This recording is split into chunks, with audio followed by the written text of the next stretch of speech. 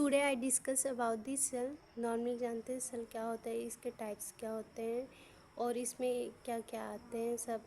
Nucleus, ribosomes, cell membrane, सबके बारे में आज समझते हैं। सो देखते हैं अब सेल होता क्या है। Cell is a structural and functional unit of the body. Cell जो होता है हमारी बॉडी का स्ट्रक्चरल और फंक्शनल यूनिट होता है। हुई डिस्कवरी बाई रॉबर्ट हुक इन 1665, जिसकी खोज रॉबर्ट हुक ने सन 1665 ईस्वी में किए थे। Cell has very small size. Cell का कोई निश्चित आकार नहीं होता है। नेक्स्ट देखते हैं टाइप्स ऑफ सेल।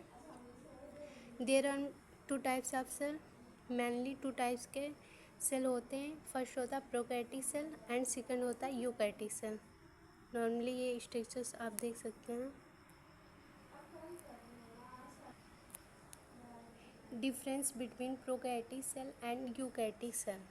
देखते हैं प्रोकैरियोटिक सेल क्या होता है। They are generally small in size. ये जनरली स्मॉल साइज के होते हैं। यूकैरियोटिक सेल जो होते हैं they are generally large in size. ये लार्ज इन साइज के होते हैं। They are unicellular, they are multicellular. Cell division occurs by mitosis. Cell division occurs by mitosis and meiosis. Plastids are absent, इसमें present होते हैं। They contain single chromosomes. They contain more than one chromosomes. Nucleus is present. Absent. Sorry. Nucleus is present. Nucleus is absent. Nucleus is present. अब देखते हैं plasma membrane क्या होता है। First अब देखते हैं स्ट्रक्चर ऑफ सेल। सेल में क्या क्या प्रेजेंट होता है। तो न्यूक्लियस होता है, न्यूक्लियोलस होता है, राइबोसोम पाया जाता है, एंडोप्लाज्मिक रेटिकुलम पाया जाता है, गाल्जी बॉडी पाया जाता है, माइटोकॉन्ड्रिया, लाइसोसोम एंड साइटोप्लाज्म। अब देखते हैं प्लाज्मा मेम्ब्रेन क्या होता है। Plasma membrane is also called cell membrane. जो प्लाज्मा मेम्ब्रेन होता है उसी को हम सेल मेम्ब्रेन भी कहते हैं। It is made of phospholipid and it separate cell organelles from outer environment. ये जो बना होता है फॉस्फोलिपिड का बना होता है और सेपरेट करता है cell organelles from outer environment से। It is a selectively permeable membrane या स्लाइटिवली परमेडेबल मेम्ब्रेन होता है। हुई एलो सेपरेट मॉलिक्यूल्स, जो एलो करता है सेपरेट करने का काम करता है molecules to enter in the cell. Cell में इंटर करने से। Thin dilated and elastic nature के होते हैं। सिलेक्टिवली परमेबल मेम्ब्रेन होते हैं। सेपरेट करते हैं intercellular and extra cellular environment को। अब इधर देखते हैं, जैसे देख सकते हैं ICE, ECE एंड ये पूरा सेल होता है। देखते हैं composition of cell membrane. There are 3 types of components present in the cell membrane. First होता है lipid, second proteins and third होता है कार्बोहाइड्रेट। लिपिड कितना पाया जाता है 40% होता है, जो प्रोटीन होता है 50% होता है और जो कार्बोहाइड्रेट होता है 1 से 10% पाया जाता है। नॉर्मली देखते हैं लिपिड का कितने टाइप्स में डिवाइड किया गया है 2, फास्फोलिपिड एंड सेकंड है कोलेस्ट्रॉल। प्रोटीन्स को देखते हैं इंटेग्रल एंड पेरिफेरल। कार्बोहाइड्रेट को देखते हैं ग्लाइकोप्रोटीन्स एंड ग्लाइकोलिपिड्स। फंक्शन देखते हैं प्लाज्मा मेम्ब्रेन का। फर्स्ट होता है provide protection to the cell. यह सेल को प्रोटेक्शन प्रोवाइड करने में हेल्प करता है। Give specific shape to the cell. यह स्पेसिफिक सेल प्रोवाइड करने का कार्य करता है सेल को। It does not allow harmful substance to enter in cell. कोई भी जो सब्सटेंस हार्मफुल होते हैं हमारे बॉडी के लिए उसे सेल में इंटर करने से रोकता है। The plasma membrane function as a physical barrier. जो प्लाज्मा मेम्ब्रेन का फंक्शन होता है वो फिजिकल बैरियर भी हो सकता है between the internal environment and the inner cell organelles. Internal environment और जो इनर सेल ऑर्गेनेल्स होते हैं के बीच में। Plasma membrane is selectively permeable होते हैं। इट रेगुलेट द ट्रांसपोर्टेशन, ये रेगुलेट करते हैं ट्रांसपोर्टेशन में भी of the ions and coming out of the cell. Some antigens are found on the plasma membrane, जो कुछ एंटीजन्स होते हैं वो प्लाज्मा मेम्ब्रेन में पाए जाते हैं। And on this basis blood groups are identified, जिसके बेस पे हम ब्लड ग्रुप को आइडेंटिफाई कर सकते हैं कि पेशेंट को, जैसे कोई पेशेंट हो तो उसको कौन सा ब्लड ग्रुप लगेगा, तो इसी के थ्रू हम इसको डिफाइन कर सकते हैं।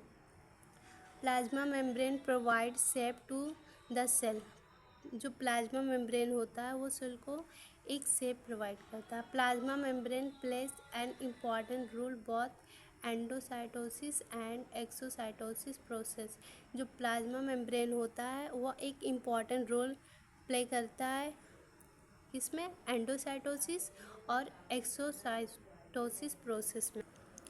राइबोसोम्स के बारे में आप जानते हैं। Ribosomes formation done in cell nucleolus, जो राइबोसोम का फॉर्मेशन होता है वो न्यूक्लियोलस से होता है। It is made by associated RNA and protein, ये जो आरएनए और प्रोटीन के मिलने से ही बनता है, ठीक। और नेक्स्ट देखते हैं, this ribosomes made by two सब यूनिट्स, ये जो राइबोसोम होते हैं दो सब यूनिट से मिलकर बने होते हैं, लार्ज सब यूनिट एंड स्मॉल सब यूनिट। इधर देख सकते हैं ये है स्मॉल सब यूनिट, ये है लार्ज सब यूनिट। ये दोनों जब आपस में कनेक्ट हो जाते हैं तो हमारा एक राइबोसोम्स बन जाता है, ठीक। Types of ribosomes, mainly 2 types के राइबोसोम्स होते हैं। 70S प्रोकैरियोटिक सेल भी कहते हैं एंड 80S जिसे यूकैरियोटिक सेल। इधर ये स्ट्रक्चर आप देख सकते हैं। उसके बाद इसका मैकेनिज्म क्या है वो जानते हैं। Ribosomes are form in nucleus and it release in nucleolus, जो राइबोसोम्स होते हैं न्यूक्लियस पाए जाते हैं एंड इट रिलीज, और यह जो रिलीज करते हैं न्यूक्लियोलस को। Mature ribosomes attach with endoplasmic reticulum, mature कुछ जो राइबोसोम्स होते हैं अटैच होते हैं एंडोप्लाज्मिक रेटिकुलम से and it form A protein के फॉर्म में। इधर आप देख सकते हैं स्ट्रक्चर इसके। Endoplasmic reticulum it developed from outer membrane of nucleus, जो एंडोप्लाज्मिक रेटिकुलम होता है वो डेवलप्ड होता है आउटर मेम्ब्रेन न्यूक्लियस में। इसका टाइप भी देख लेते हैं। ये मेनली 2 टाइप्स के होते हैं, rough endoplasmic reticulum and smooth endoplasmic reticulum. First जान लेते हैं रफ एंडोप्लाज्मिक रेटिकुलम को। Rough endoplasmic reticulum called granular endoplasmic, जो रफ एंडोप्लाज्मिक रेटिकुलम होता है इसे ग्रेनुलर एंडोप्लाज्मिक कहते हैं because it has granule like structure, क्योंकि इसका जो स्ट्रक्चर होता है वो ग्रेनुअल लाइक होता है, ठीक। ऑन आउटर सरफेस राइबोसोम्स, ये आउटर सरफेस राइबोसोम्स के पाए जाते हैं। एंडोप्लाज्मिक रेटिकुलम्स है 60S category ribosomes, endoplasmic reticulum के पास जो होते हैं 60S कैटेगरी के राइबोसोम्स पाए जाते हैं। In rough endoplasmic reticulums also occurs modification and packaging proteins but very less amount, जो रफ एंडोप्लाज्मिक रेटिकुलम होता है वह मॉडिफिकेशन करता है, पैकेजिंग करता है प्रोटीन्स का, बट लेकिन बहुत कम अमाउंट में। उसके बाद देखते हैं स्मूथ एंडोप्लाज्मिक रेटिकुलम को। Smooth endoplasmic reticulum it is surface is very smooth, endoplasmic reticulum का जो सरफेस होता है बहुत ही स्मूथ होता है, so it is called smooth endoplasmic reticulum, इसीलिए हम इसे एंडोप्लाज्मिक रेटिकुलम कहते हैं। सही है ना। Inside of smooth endoplasmic reticulum present vesicles, जो एंडोप्लाज्मिक रेटिकुलम होता है हमारा स्मूथ वाला उसके इनसाइड में जो होते हैं वेसिकल्स प्रेजेंट पाए जाते हैं। In this vesicles protein are packed, इसमें जो वेसिकल्स होते हैं उसमें प्रोटीन्स जो होते हैं पैक्ड होते हैं। इसका फंक्शन नॉर्मली जान लेते हैं। Endoplasmic reticulum works at transport system, या वर्क करता है ट्रांसपोर्ट सिस्टम में भी। It is also help to formation of protein, या आल्सो फॉर्मेशन करता है प्रोटीन में भी। It release a calcium ion during the muscles contraction, या कैल्शियम आयन को रिलीज़ करने का भी वर्क करता है, और जो हमारे मसल्स को होता है उसको कॉन्ट्रैक्शन प्रोवाइड करने में भी हेल्प देता है। गाल्जी बॉडी देखते हैं। Golgi body is just attach to the endoplasmic reticulum, जो हमारा गाल्जी बॉडी होता है वह जस्ट अटैच होता है एंडोप्लाज्मिक रेटिकुलम, उससे अटैच होता है। इसके पहले हम एंडोप्लाज्मिक रेटिकुलम के बारे में जान चुके हैं। दूसरा पॉइंट देखते हैं। Golgi body takes vesicles and modify packed a proteins, जो हमारा गाल्जी बॉडी होता है वेसिकल्स होता है, मॉडिफाई करता है जो पैक्ड प्रोटीन को। प्रोटीन प्लस शुगर क्या बनाते हैं, ग्लाइकोलिपिड्स हो जाते हैं। प्रोटीन्स प्लस लिपिड जो होता है लिपोप्रोटीन्स पाए जाते हैं। स्ट्रक्चर्स देख सकते हैं। नाउ अब डिस्कस करते हैं लाइसोसोम्स पर। Lysosomes are spherical sac like structure, जो लाइसोसोम्स होता है वह स्पाइरकल सेक लाइक स्ट्रक्चर होता है। It is developed from the vesicles, या कहाँ डेवलप्ड होता है, वेसिकल्स में होता है। Lysosomes also produce many digestive enzyme, जो लाइसोसोम्स होता है वो बहुत सारे एंजाइम को प्रोड्यूस करता है, जैसे न्यूक्लियस, फॉस्फेट्स, लिपेड्स एंड प्रोटेज, ग्लाइकोसिडेज।